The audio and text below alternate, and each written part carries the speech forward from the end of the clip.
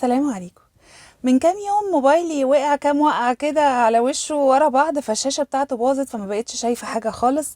فاضطريت احط السيم كارد في موبايل فاضي معليهوش اي ابلكيشنز، وانا اليومين دول مشغولة ومضغوطة شوية، فما عنديش وقت بقى اقعد افكر ايه الابلكيشنز اللي محتاجاها وكده.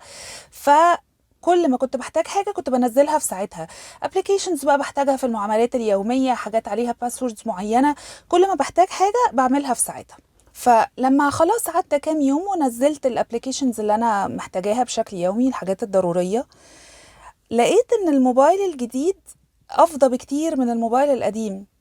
وكأن الموبايل القديم كان محتاج يتروق، كان عليه حاجات ممكن استغنى عنها واخده المساحة على الفاضي، كان عليه حاجات مش محتاجاها خالص او بحتاجها نادرا، يعني لحد دلوقتي مش محتاجة انزلها على الموبايل الجديد. فسرحت كده وحسيت ان طب انا عايزه اعمل ده في حياتي، مش بس في الموبايل. واحنا داخلين على سنه جديده، ناس كتير حوالين العالم كله بيستغلوا الوقت ده فرصه كده لمراجعه النفس ونحط اهداف والحاجات دي.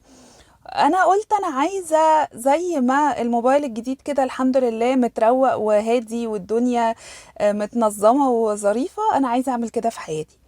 عايزه اروق حياتي شويه، عايزة يبقى في عادات سلبية أسيبها في السنة القديمة، وعايزة حاجة أو حاجتين جداد بس إيجابيين أبدأ بيهم السنة الجديدة وأستمر عليهم بإذن الله. عايزة أبطل يمكن شوية تفكير تشاؤمي وسلبي، ممكن يكون بزيادة أو مش ملوش لازمة، يعني عايزة أوقفه. عايزة أبدأ عادات جديدة ليها علاقة بالاهتمام بصحتي مثلا، ليها علاقة بالتركيز، ليها علاقة بإنتاجية أكتر في شغلي. عارفين الإحساس بتاع إن الواحد يدخل أوضة مثلا مكركبة، الهدوم ياخدها من على الكرسي الكرسي الشهير ياخدها يعلقها، حاجات مش متنضفة عايزة تتنضف، حاجات قديمة جدا ما بقاش ليها أي لازمة وبايظة خالص ملهاش أي استخدام، نرميها مثلا. حاجات مكسرة ناخدها نصلحها ونعيد استخدامها كده ونعيدها للحياة، نفتح الشبابيك كده نخلي النور والهواء بتوع ربنا يدخلوا وينعنشوا كده الجو.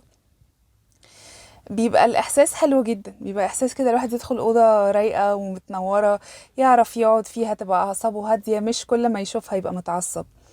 طب ما هو دماغنا أولى وحياتنا أولى إن احنا ما نبقاش مليينها بحاجات بتستنزف طاقتها وبتستهلكها على الفاضي. شوية تغافل عن شوية مشاكل من الناس اللي حوالينا، شوية حاجات إيجابية محتاجين نبنيها في علاقتنا مع أصحابنا وحبايبنا.